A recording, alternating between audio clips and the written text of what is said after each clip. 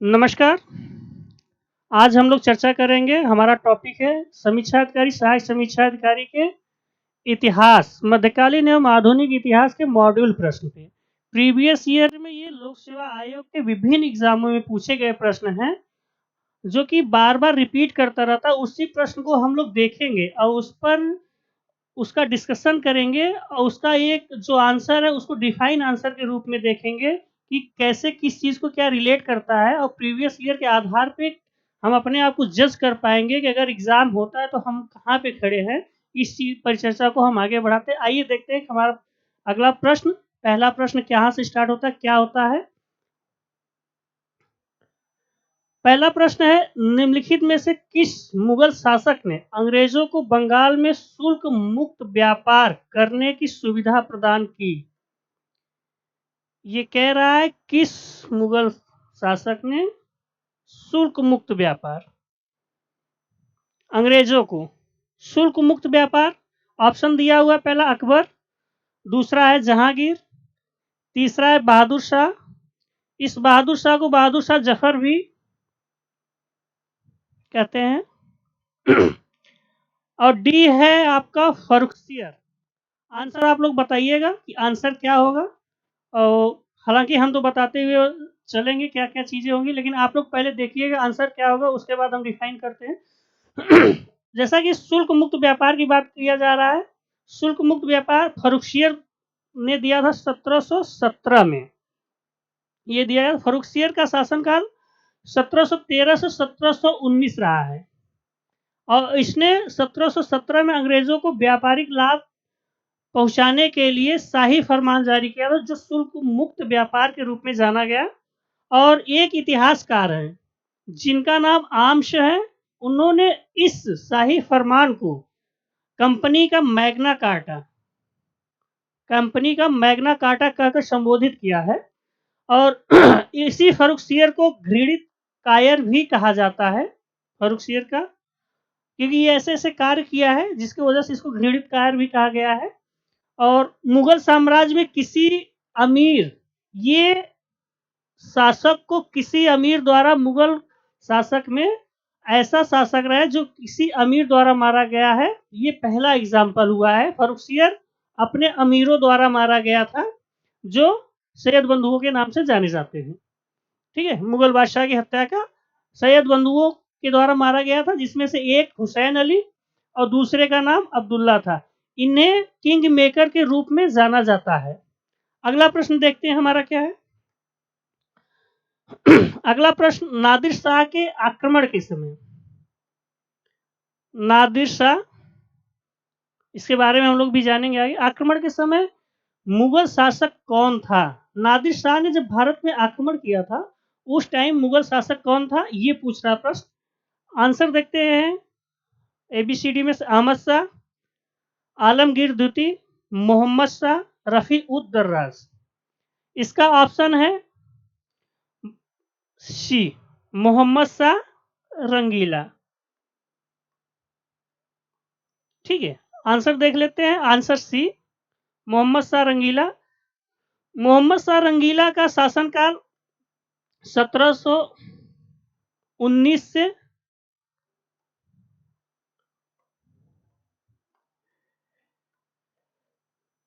1748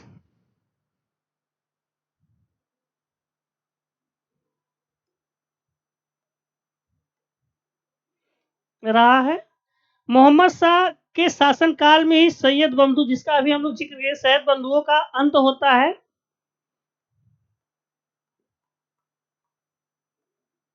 सैयद बंधु का अंत समाप्त किया उसे मोहम्मद शाह ने किया था। और इसी के शासनकाल में निजामुल मुल्क ने हैदराबाद राज्य का, निजामुल मुल्क ने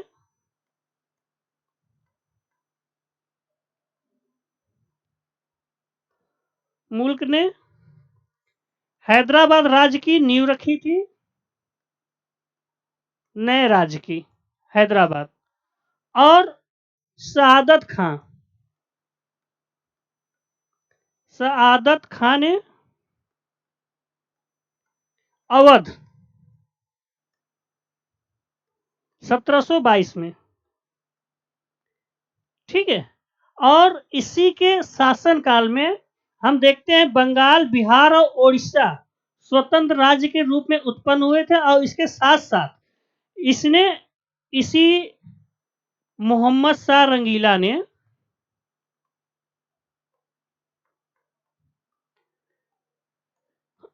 1720 में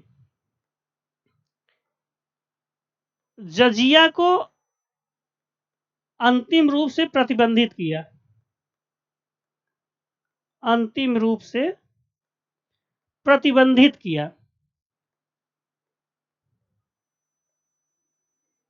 ठीक है। इसी ने 1720 में जजिया को अंतिम रूप से प्रतिबंधित किया। इसके साथ साथ अब हम लोग इसमें ये देख लेते हैं कि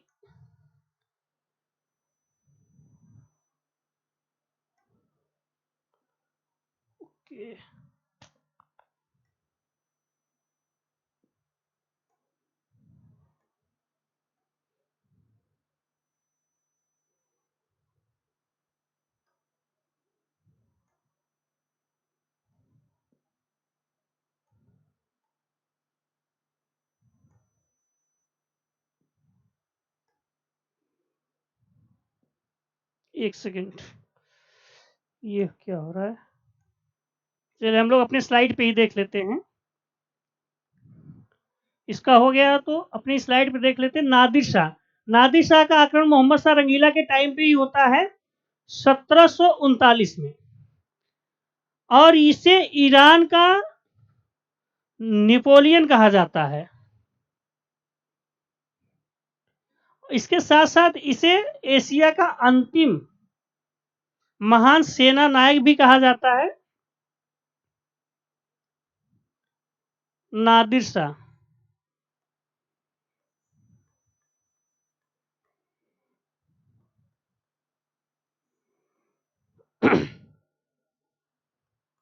ईरान का नेपोलियन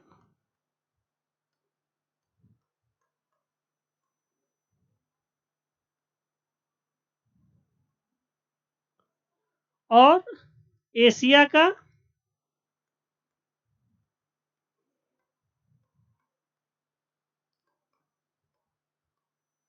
अंतिम महान सेना नायक।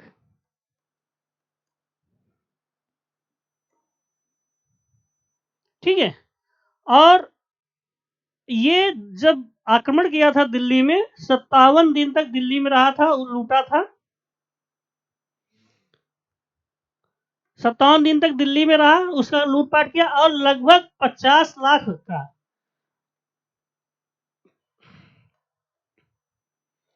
संपत्ति, धन, जिसमें रुपए और धन सहित ये लूट करके ले गया। उसके साथ साथ इसने मयूर सिंहासन,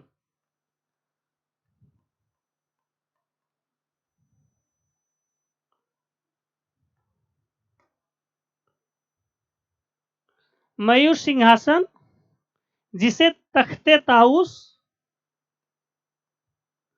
तख्ते ताउस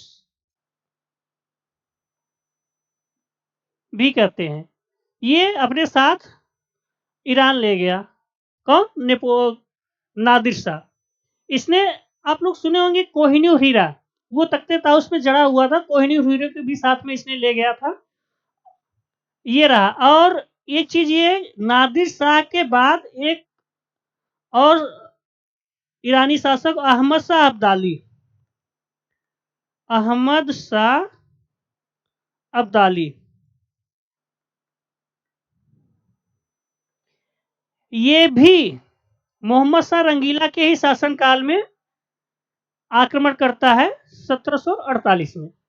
ठीक है, ये हमारा ये को हो गया। अगला क्वेश्चन देखते हैं क्या है। अगला क्वेश्चन ये है कि किसके शासन में हिजड़ों, हाईलाइट कर लेते हैं इसको, हिजड़ों तथा महिलाओं की एक वर्ग का प्रभुत्व था।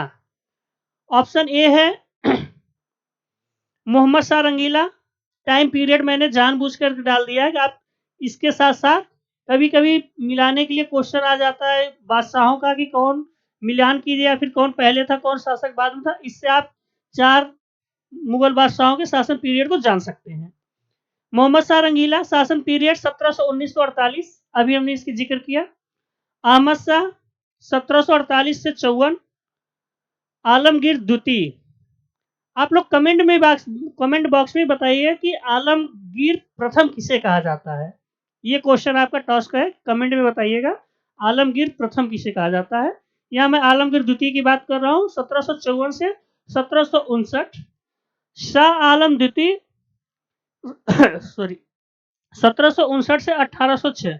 आंसर क्या होगा बताइएगा, आंसर बताइएगा आप लोग क्या होगा।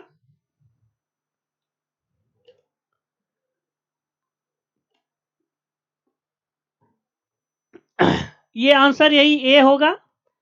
मोहम्मद शाह रंगीला के टाइम में ही हिजड़ों और महिलाओं का एक प्रभुत्व वर्ग बन गया था, जिसके इसके नाम के आगे देखिए रंगीला इसे कहा जा रहा है। इसी से आप अगर ऐसा क्वेश्चन आए हिजड़ों और महिलाओं का तो रंगीला अगर है तो रंगीला जा जाएगा। अगला प्रश्न देखते हैं, आंसर ये सही है। अगला प्रश्न कहता है अंतिम मुगल सम्राट बहादुर शाह जफर के पिता का नाम क्या था। बताइए कि बहादुर शाह जफर के पिता का क्या नाम था। अकबर, अकबर द्वितीय, औरंगजेब, शाहजहां। आंसर बताइएगा आप लोग। मैं आंसर बताता चल रहा हूं, अकबर द्वितीय। बहादुर शाह जफर के पिता का नाम अकबर द्वितीय था। बहादुर शाह का टाइम पीरियड, आंसर ये है।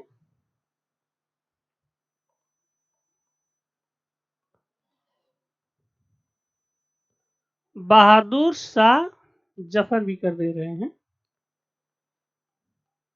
का टाइम पीरियड 1837 से 57। ये वही बहादुर शाह जफर है जो 1857 के विद्रोह के समय मुगल बादशाह था। एक ये हो गया, कभी पूछा गया है कि 1857 विद्रोह के समय मुगल बादशाह कौन था, जब मेरठ के क्रांतिकारियों ने दिल्ली पर डाला, दिल्ली को अपने कब्जे में लेकर के भारत का मुगल साहब फिर से इसको सम्राट घोषित कर दिया था। ये वही था मुगल बादशाह बहादुर शाह जफर। ठीक है, बहादुर शाह जफर को 1857 की क्रांति के बाद हुमायूं के मकबरे से गिरफ्तार किया गया।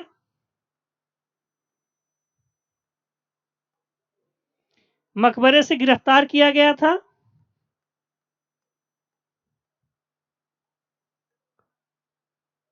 और इसे गिरफ्तार करके रंगून भेज दिया गया था।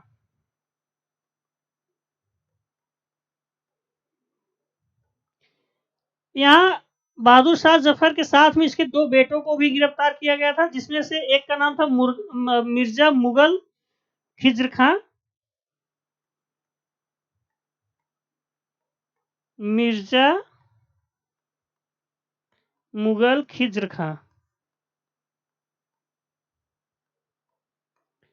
एक खिज्र खां शासक का नाम आता है जो मध्यकालीन इतिहास से संबंधित है सल्तनत पीरियड में। बताइएगा कि वो किस वंश का शासक था। कमेंट बॉक्स में आप लोग बताइएगा कि वो किस वंश का शासक था। और दूसरा था अबू बकर। अबू बकर, इन दोनों को भी इसके साथ साथ गिरफ्तार किया गया था। हालांकि इन दोनों को वहां पर गोली मार दी गई थी और इनकी मृत्यु हो गई थी। सेना नायक था हडसन। हडसन ने इन लोगों को गिरफ्तार कर लिया था और ये कार्रवाई की गई थी। बहादुर शाह जफर 1862 में इसकी मृत्यु हो जाती है और इसे रंगून में ही स्रवे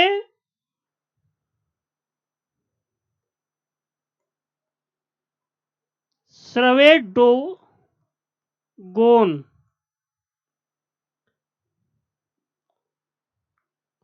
स्रवेडोगोन नहीं होगा, स्रवेडागोन पैगोडा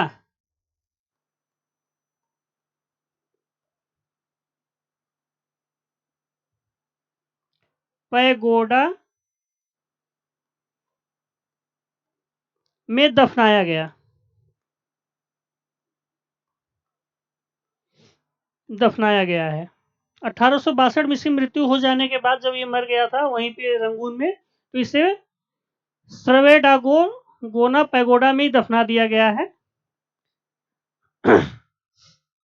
अगला प्रश्न है, निम्नलिखित मुस्लिम शासकों का सही कालानुक्रम दिए गए कूट से चुनिए। ये 4 दिए गए हैं, इनको सही क्रम से लगाना है। ठीक है। अभी जैसे कि एक प्रश्न था, मैंने शासन पीरियड के हिसाब से उनके नाम के हिसाब से उनका जो शासन काल था उसे मेंशन किया था। देखिए क्वेश्चन पूछ लिया गया है, आयोग द्वारा ही पूछा गया है। इसका आप लोग मिलाइएगा। अगर ऐसे देखा जाए तो बिना टाइम पीरियड को सोचे देखा जाए तो पहले तो जहांगीर हो जाएगा, और जब जहांगीर हो जाएगा तो आंसर सी आ जाएगा। ठीक है, आंसर सी आ जाएगा। लेकिन इसके हम टाइम पीरियड को देख लेते हैं।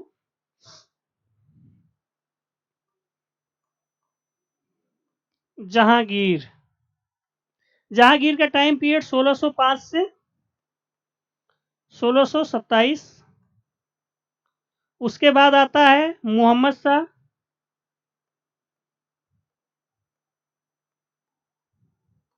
मोहम्मद शाह 1719 से 48। उसके बाद आता है अहमद शाह, अभी हम लोग देखे थे।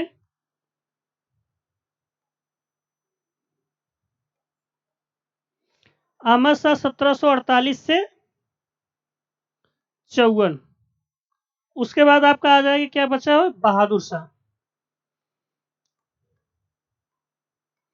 वही बहादुर शाह जफर, अंतिम शासक, 1837 से 57। ये आपका टाइम पीरियड हो गया इन दोनों का।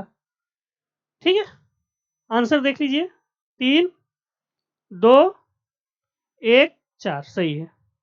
चलिए अगला प्रश्न क्या कहता है, आंसर इसका सी हो गया। अगला प्रश्न, ब्रिटिश जनरल जिसने हैदर अली को पोर्टो नेवा के युद्ध में हराया था, वो ब्रिटिश जनरल की नाम बताइए जिसने हैदर अली को पोर्टो नोवा के युद्ध में हराया था। पोर्टो नोवा का युद्ध जो है द्वितीय आंग्ल मैसूर युद्ध से संबंधित है। बताइएगा जरा, मैं गला साफ कर लूं, अभी भी दिक्कत बनी हुई है।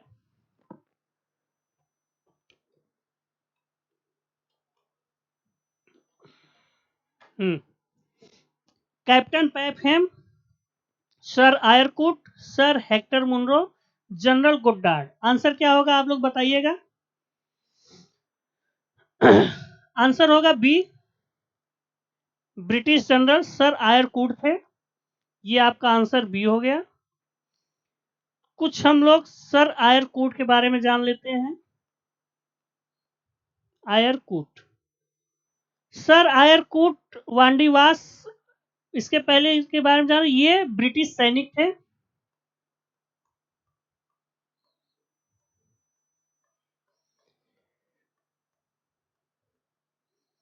और राजनीतिज्ञ।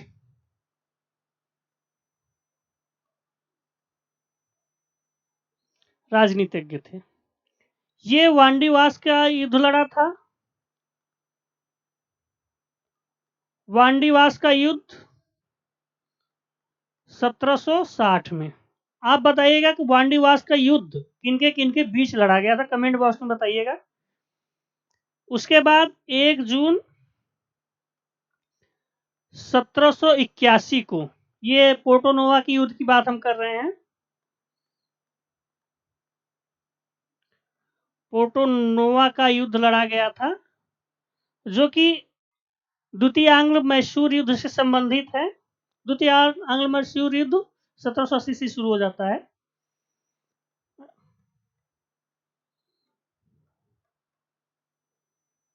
द्वितीय आंग्ल मैसूर युद्ध में ये लड़ा गया था। ठीक है, इसमें हैदर अली से लड़ा गया था जिसमें हैदर अली को पराजित किया गया इसके द्वारा। एक चीज और इसमें देख लीजिएगा, इस युद्ध के समय भारत का गवर्नर जनरल कौन था? भारत का बताया जाएगा कि बंगाल का? ये चीज़ आप लोग बताइए, बंगाल गवर्नर जनरल हो सर, इसमें गवर्नर जनरल की बात की जा रही थी क्योंकि 1833 के एक्ट से बंगाल गवर्नर जनरल को भारत का गवर्नर जनरल बना दिया गया था। उसकी अभी हम डिस्कस करेंगे, शायद क्वेश्चन है। इसमें गवर्नर जनरल थे वारेन हेस्टिंग्स।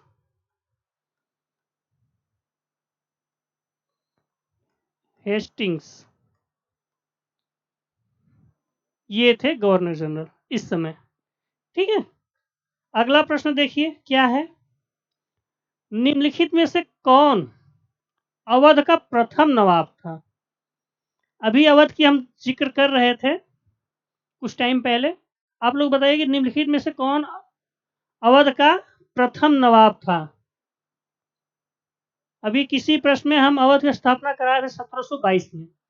चलिए देखते हैं क्या है। आसफुद्दौला सआदत खां, शुजाउद्दौला, सफदर जंग। सफदर जंग तो अवध का नवाब बनाया गया था। तो इसको, ये आंसर नहीं है, मैं इसको बता रहा हूँ कि अफजल नवाब बनाया गया था। वजीर, वजीर नवाब कहा जाता था ये। ठीक है, आपका आंसर होगा सआदत खां, 1722 में स्थापना किया था और ये नवाब बनाया गया था। इसी को बुरहान उल मुल्क के नाम से जाना जाता है।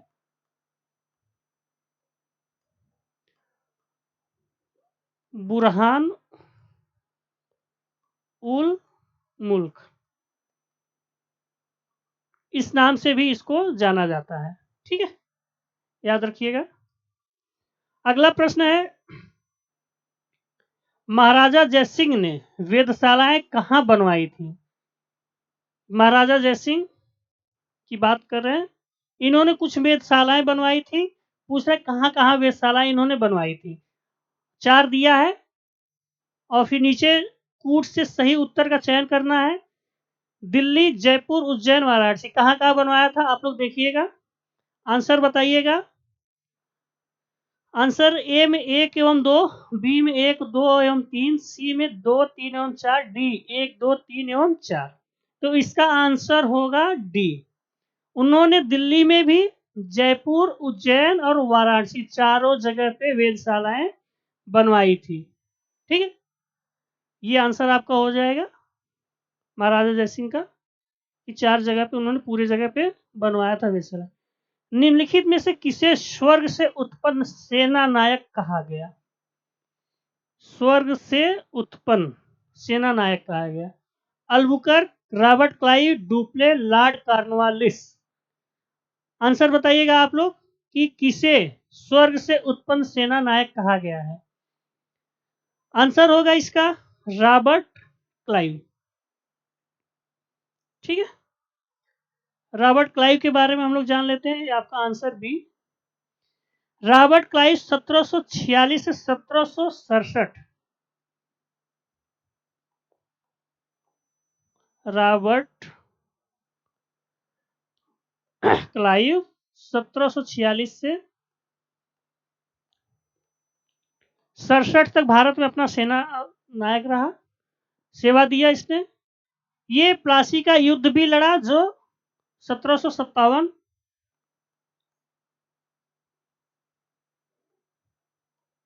का युद्ध था, जिसमें इसने अवध के नवाब को, सॉरी, अवध का नवाब भी उसमें था लेकिन मेन रोल था बंगाल के नवाब।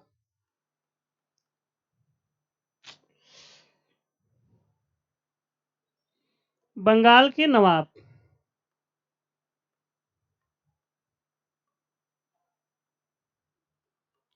बंगाल के नवाब सिराजुद्दौला को हराया था।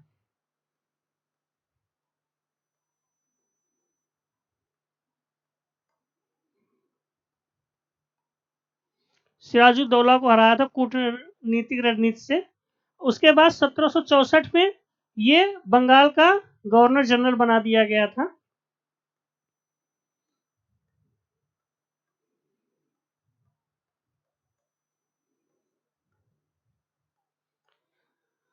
बंगाल का गवर्नर जनरल।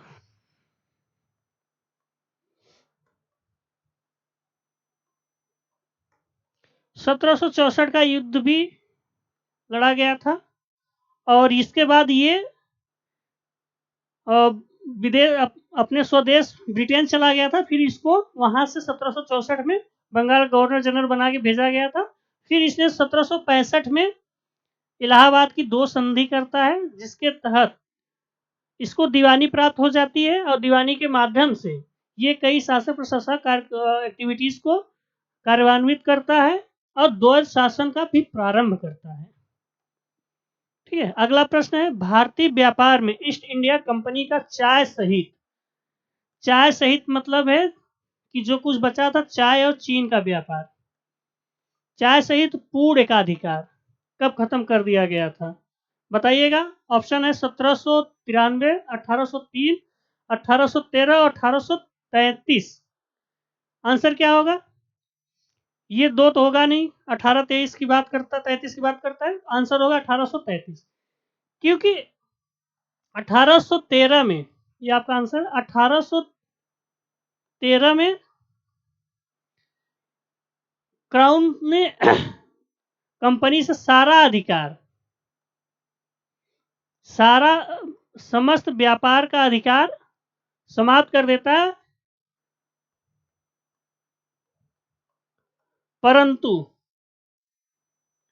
चीन के साथ व्यापार और चाय में व्यापार को बने रहने दिया जाता है। तो इसे पूर्ण रूप से 1833 में समाप्त किया जाता है।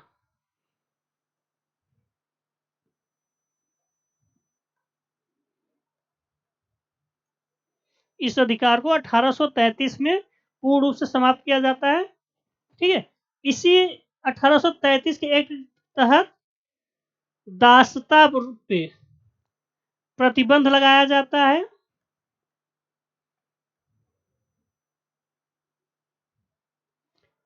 प्रतिबंध लगाया जाता है कि दासता को बंद किया जाए और इसी 1833 के एक्ट के तहत विधि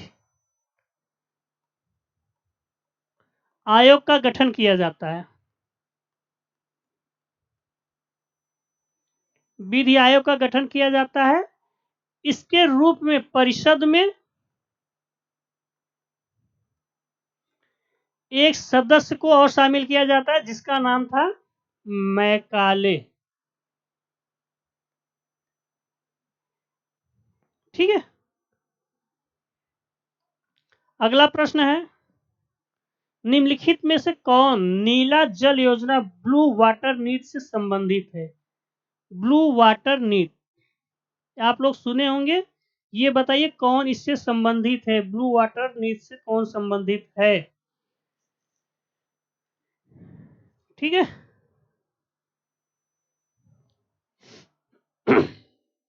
आंसर दिया A B C D. A में de Almeida, Albuquerque, Dupleix, Robert Clive. कौन सही है? इसका आंसर ए सही है, डी अल्मीडा। ये पहला पुर्तगाली गवर्नर था।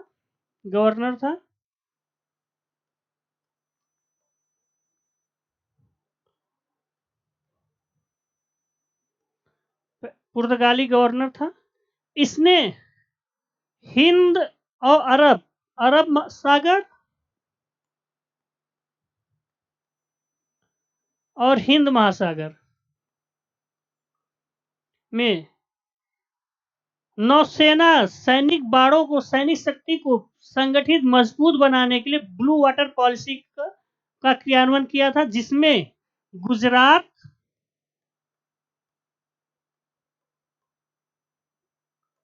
तुर्की और मिस्र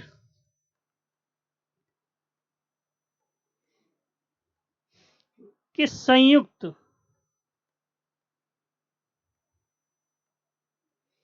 बेड़े को पराजित किया था।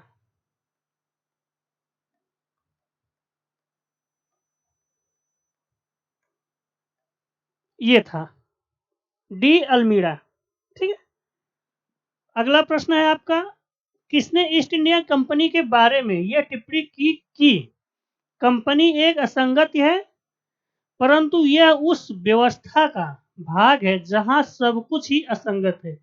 समझिए ये स्टेटमेंट, कंपनी एक असंगति है, कंपनी को ही, परंतु यह उस व्यवस्था का भाग है जहां सब कुछ ही असंगत है। ये स्टेटमेंट किसने दिया था बताइएगा।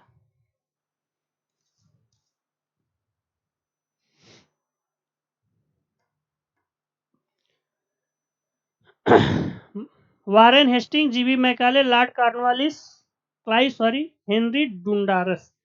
यह स्टेटमेंट सभी लोग लगभग अगर पढ़े होंगे तो जानते होंगे, जीबी मैकाले का था। ये कहता है कि कंपनी ही अपने आप में असंगत ही है, लेकिन यहाँ ये जो व्यवस्था है ये भी अपने आप असंगत है, इसलिए इसमें सब कुछ ही असंगत है, कुछ भी राइट नहीं है, सब ही गलत है। Answer B. इसके बारे में कुछ विशेष है नहीं बताने को। अगला प्रश्न है, निम्नलिखित में से कौन कलकत्ता का संस्थापक था? कलकत्ता का संस्थापक कौन था बताइएगा। सभी लोग जानते हैं कि कई बार क्वेश्चन पूछा गया है। Calcutta, Charles Eyre Coote, Job Charnock, Williams Norris, Gerard Aungier. Calcutta का संस्थापक जॉब चारनाक था। कब किया था इसने स्थापना? 1686 में कलकत्ता का स्थापना किया था। ये आपका आंसर बी। अगला प्रश्न है, निम्नलिखित में से किसने अपनी राजधानी मुर्शिदाबाद से मुंगेर स्थापित किया था? मुर्शिदाबाद से मुंगेर, ठीक है। ये बंगाल की बात हो रही है। हिंट दे दिया हूं। आंसर देखिए, अलीवर्दी खां, सिराजुद्दौला, मीर जाफर, मीर कासिम। आंसर बताइएगा। आंसर होगा मीर कासिम, ठीक है। Answer D, Mir Qasim. ये मीर कासिम अलीवर्दी के बाद, अलीवर्दी खां के बाद बंगाल का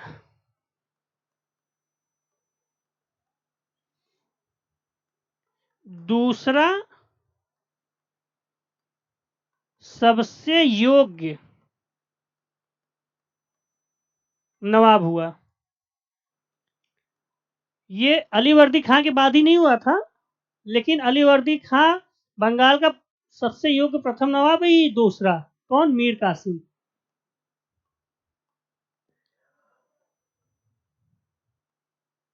मीर कासिम, मीर कासिम ने मुर्शिदाबाद से मुंगेर, प्रश्न ये, मुर्शिदाबाद से मुंगेर की राजधानी इसलिए स्थापित की कि मुर्शिदाबाद में बहुत राजनीतिक और कूटनीतिक उथल पुथल मच गया था। वहां की कूटनीति से, वहां की इन सब चीजों से, षड्यंत्रकारी दुविधा से बचने के लिए राजधानी मुर्शिदाबाद से मुंगेर स्थापित किया था। मीर कासिम का शासन पीरियड 1760 से 1763 रहा है, क्योंकि इसी में मीर जाफर आता, फिर मीर कासिम आता, फिर प्लासी का युद्ध होता है 17, ये उसके पहले 64, 1764 का बक्सर का युद्ध होता है। उसके बाद इन लोगों की चीजें छिन जाती हैं। अगला प्रश्न है, 1765, वर्ष 1765 में दीवानी प्रदान किए जाने के बाद ब्रिटिश सबसे पहले निम्नलिखित में से किस पर्वतीय जनजाति के संपर्क में आए? ये प्रश्न आप लोग बताइएगा कि 1765 में इलाहाबाद की संधि के बाद जब कंपनी को दीवानी प्रदान कर दी गई, उसके बाद सबसे पहले ब्रिटिशर्स जो हैं, ब्रिटिश सबसे पहले किस पर्वतीय जनजाति के संपर्क में आए? किस पर्वतीय जनजाति के संपर्क में आए? क्योंकि कुछ प्रश्न ऐसे अब देखने को मिल रहे हैं छोटे मोटे एग्जाम में। आप लोग पेट का बहुत लोग एग्जाम दिए हैं, मैक्सिमम लोग एग्जाम दे रहे हैं पेट में, कि 26-33 लाख फॉर्म पड़े। उसमें ऐसा ऐसा प्रश्न पूछ लिया। एक प्रश्न पूछा था, गांधी जी लंगोटी पहनना कब प्रारंभ किए थे? ठीक है, किसी बुक में मिलेगा? तो ये भी है, प्रश्न पूछा हुआ ही है, इसलिए मुझे लगा कि एक बार इस पर चर्चा किया जाना चाहिए। बहुत बार चीजें नहीं, बस इसका आंसर आप लोग बताइएगा। आंसर होगा बी। दीवानी प्राप्त के बाद ब्रिटिशों ने सबसे पहले खासी जनजाति कहाँ पाई जाती है, आप लोग कमेंट बॉक्स में बताइएगा। खासी जनजाति के संपर्क में आए थे, आप लोग बताइएगा कि ये जनजाति कहाँ पाई जाती है। ठीक है, आंसर बी, खासी। खासी, गारो और एक जनजाति है जयंतिया।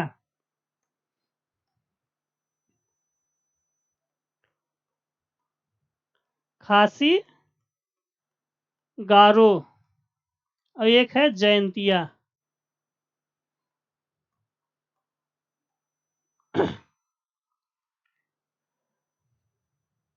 जयंतिया, ये जनजाति कहाँ पाई जाती है, भारत के किस राज्य में? कमेंट बॉक्स में बताइएगा। अगला प्रश्न है, अंग्रेजों ने रैयतवाड़ी बंदोबस्त कहाँ लागू किया? रैयतवाड़ी 3 टाइप की बंदोबस्त है, परमानेंट सेटलमेंट, ठीक है, रैयतवाड़ी और महालवाड़ी। ठीक, तो आप बताइए कि रैयतवाड़ी बंदोबस्त अंग्रेजों ने कहाँ लागू किया? Bengal presidency, Madras presidency, Bombay presidency, Madras और बंबई प्रेसिडेंसी, किन किन जगहों पे? इसका आंसर हो जाएगा डी, मद्रास और बंबई प्रेसिडेंसी दोनों जगह पे दक्षिण में लागू किया गया था। Answer D, ryotwari. ठीक है, ये सर्वप्रथम रैयतवाड़ी व्यवस्था जो है कि 1792 में लागू किया गया था, बारामहल जिले में। बारामहल,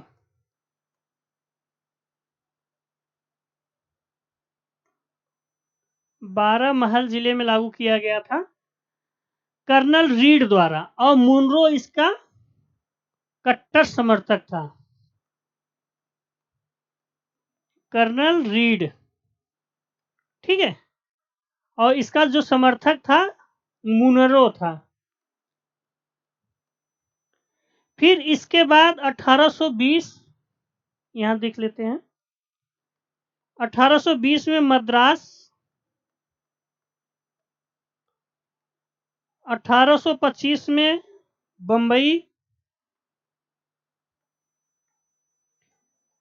1858 में दक्कन में लागू किया गया। ठीक है, इसमें एक चीज ये देख लेते हैं, ये समस्त भूमि के कितने प्रतिशत पे लागू किया गया था? 51% पे। समस्त भूमि के 51% पे रैयतवाड़ी बंदोबस्त लागू किया गया था। ठीक है, ये चीजें हैं। और इसमें एक चीज देख लेते हैं, रैयतवाड़ी में जो व्यवस्था थी क्या थी? रैयतवाड़ी की व्यवस्था जो थी, सरकार और डायरेक्ट सीधा किसानों के बीच का समझौता था।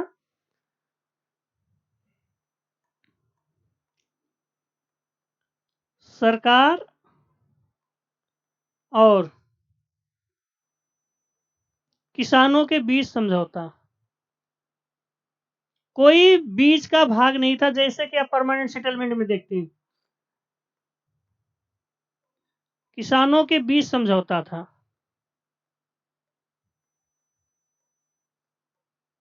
और क्या था? भूमि का स्वामित्व किसानों को दिया गया था। भूमि का स्वामी कौन होगा? किसान ही होंगे।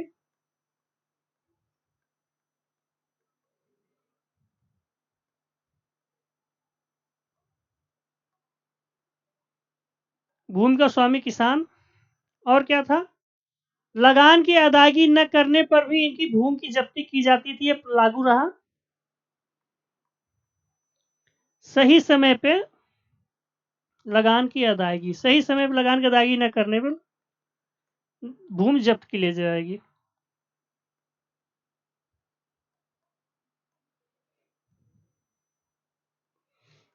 न करने पे भूमि जब्त की जाएगी।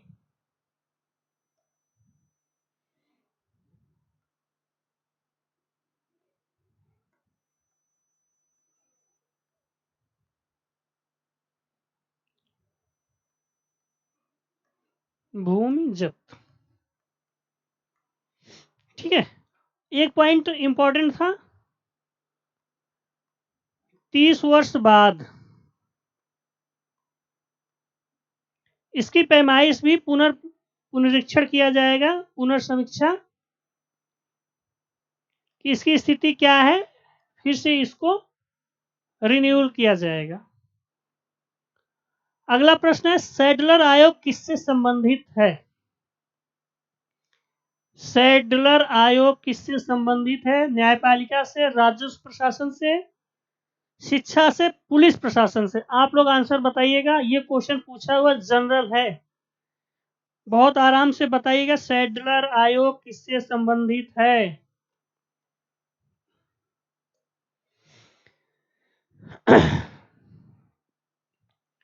सैडलर आयोग शिक्षा से संबंधित था और कब आया था? 1900 ये शिक्षा से संबंधित था।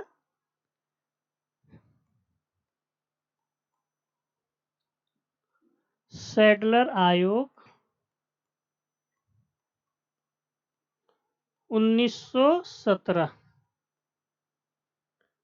शिक्षा से संबंधित था। ये यूनिवर्सिटी पे लेवल पे, विश्वविद्यालय पे सैडलर जो थे, ये कलकत्ता विश्वविद्यालय की समस्याओं को सुलझाने के लिए इन्हीं की नियुक्ति की गई थी। ठीक है, ये लॉर्ड्स विश्वविद्यालय के उप कुलपति थे उस टाइम पे। लॉर्ड्स विश्वविद्यालय के उप कुलपति।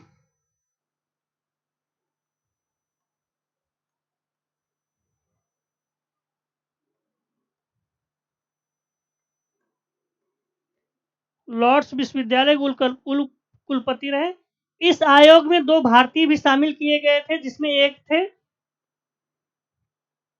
आशुतोष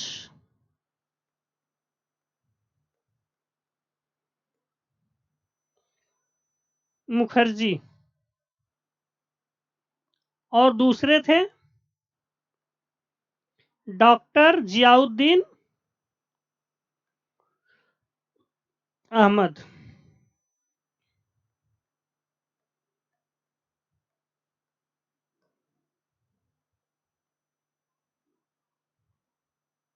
ये 2 भारतीय सैडलर आयोग में, इस आयोग के मेंबर सदस्य बनाए गए थे। क्वेश्चन भी पूछा जाता है अक्सर, मैं काफी जगह पे इंटरव्यू में पूछा, सैडलर आयोग में 2 भारतीय कहीं कहीं भी पूछा गया है कि कौन कौन थे। तो एक थे आशुतोष मुखर्जी, दूसरे थे डॉक्टर जियाउद्दीन अहमद। इसी सैडलर आयोग के रिपोर्ट पर, ठीक है, मैसूर,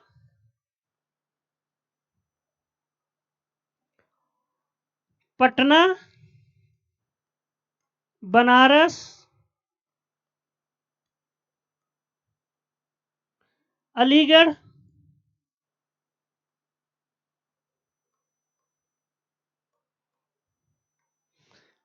ढाका वर्तमान में पाकिस्तान, लखनऊ और हैदराबाद।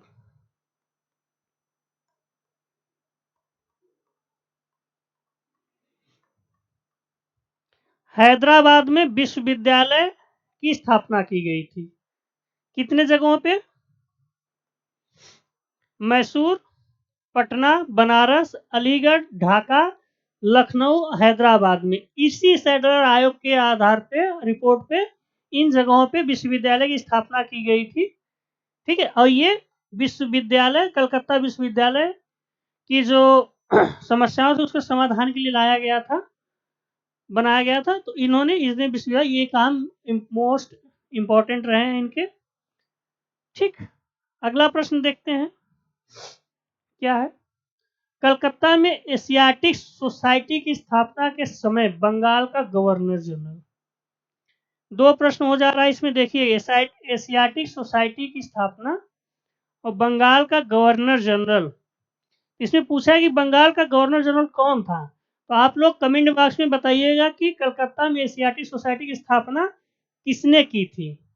हम लोग यहाँ पे जानते हैं कि बंगाल गवर्नर जनरल उस समय कौन था। ऑप्शन है Lord Cornwallis, Lord Warren Hastings, Lord Wellesley, Lord Bentinck. Answer है बी, लॉर्ड वारेन हेस्टिंग्स। ठीक है, आपका ये आंसर है लॉर्ड वारेन हेस्टिंग्स। ये लॉर्ड वारेन हेस्टिंग के बारे में जान लेते हैं कुछ प्रमुख बातें।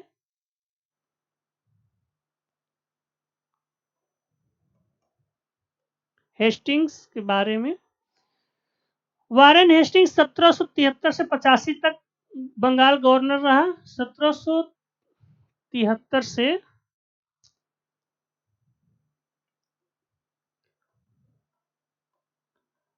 85 तक, ठीक है। और ये 1784 में विलियम जोन्स ने एशियाटिक सोसाइटी ऑफ बंगाल की स्थापना की थी। उसका भी आंसर मैं बता दिया हूं, आप लोग कमेंट किए कि नहीं किए वो आप लोग देखिएगा। और इसी के टाइम पे न्यायिक, इसे न्यायिक सेवा का जन्मदाता भी कहा जाता है। जन्मदाता माना जाता है, ठीक है। इसी के टाइम पे 1774 में कलकत्ता में सुप्रीम कोर्ट,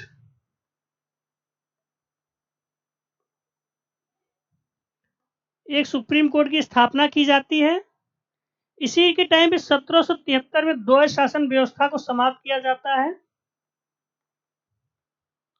1773 में द्वैध शासन व्यवस्था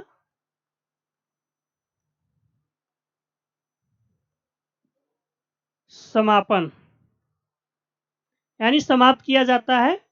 और इसी के टाइम पे 1774 ईस्वी में रोहिला युद्ध, 1774 में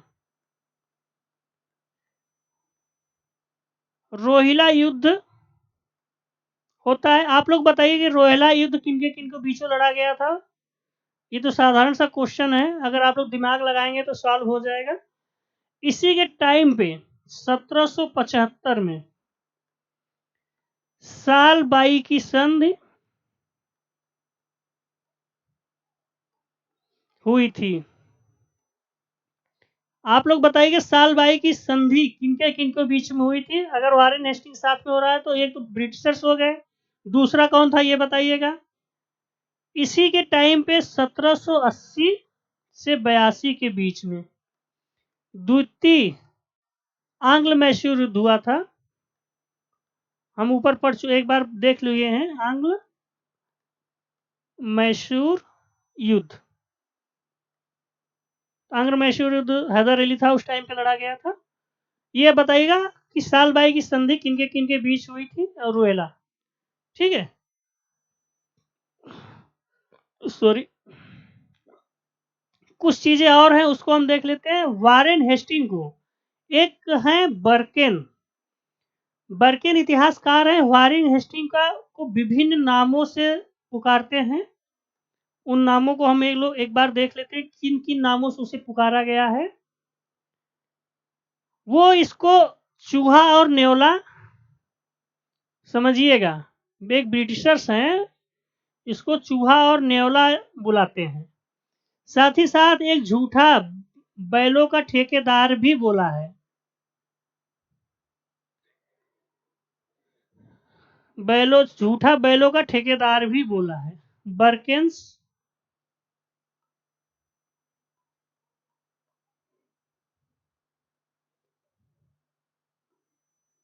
चूहा और न्योला,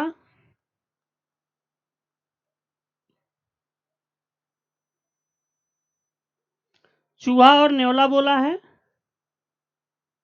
ठीक है।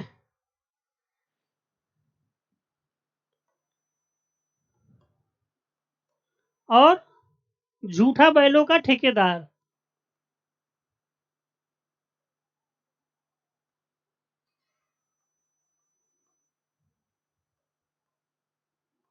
बैलो मतलब बैल, बैलों का ठेकेदार।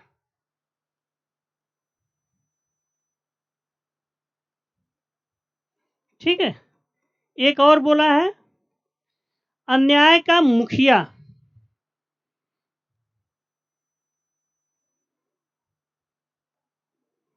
अन्याय का मुखिया भी बोला है।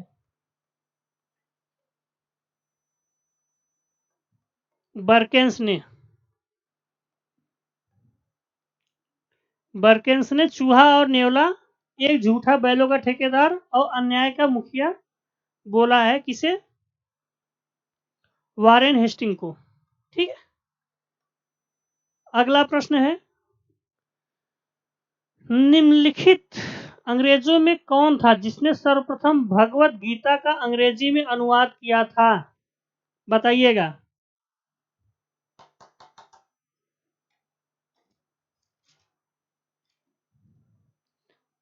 ऑप्शन है William Jones, Charles Wilkins, Alexander Cunningham, John Marshall. कौन है बताइएगा? भगवत गीता का अनुवाद किया था।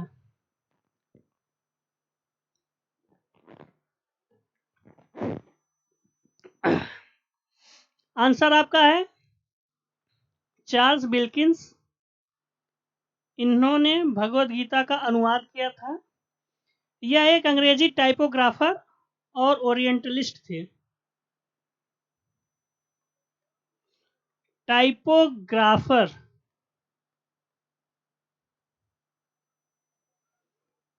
ओरिएंटलिस्ट।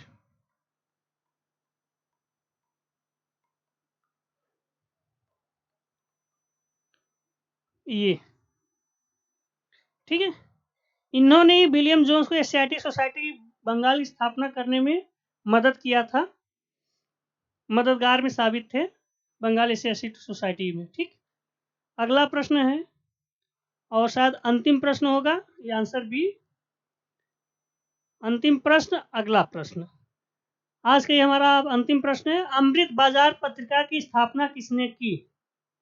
बताइएगा। अमृत बाजार पत्रिका की स्थापना, ऑप्शन है Girish Chandra Ghosh, Harishchandra Mukherjee, S N Banerjee, Shishir Kumar Ghosh. Answer क्या होगा? Answer D, Shishir Kumar Ghosh. ठीक है, आइए आंसर डी है अमृत बाजार पत्रिका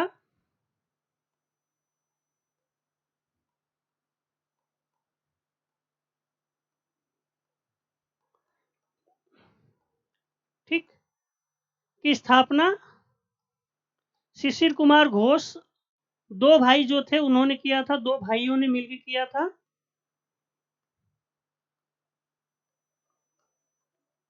उसमें से एक थे शिशिर कुमार घोष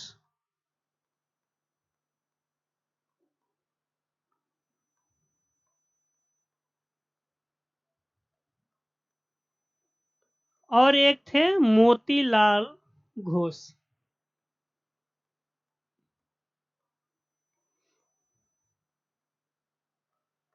मोतीलाल घोष।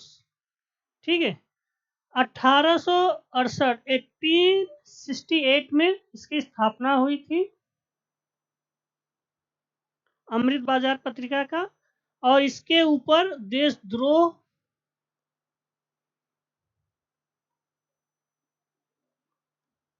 का आरोप भी लगाया गया था। ये रहा हमारा आज का मुगल कालीन, मध्यकालीन के मुगल कालीन से कुछ प्रश्न और आधुनिक भारत से कुछ प्रश्न। आप लोग अपने आप को जांचिएगा, परखिएगा कि आप लोग किस स्टेज पे कहाँ पे हैं। ऐसे ही मैं करके हर एक चैप्टर से हर एक चीज प्रश्नों को लेके आता रहूंगा।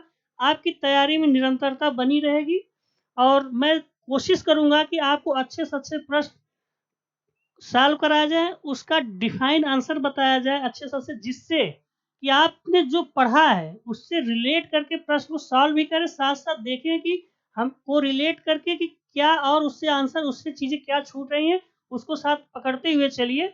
और आज तक के लिए इतना ही, बाकी अगली वीडियो हम मिलते हैं, तब तक के लिए जय हिंद।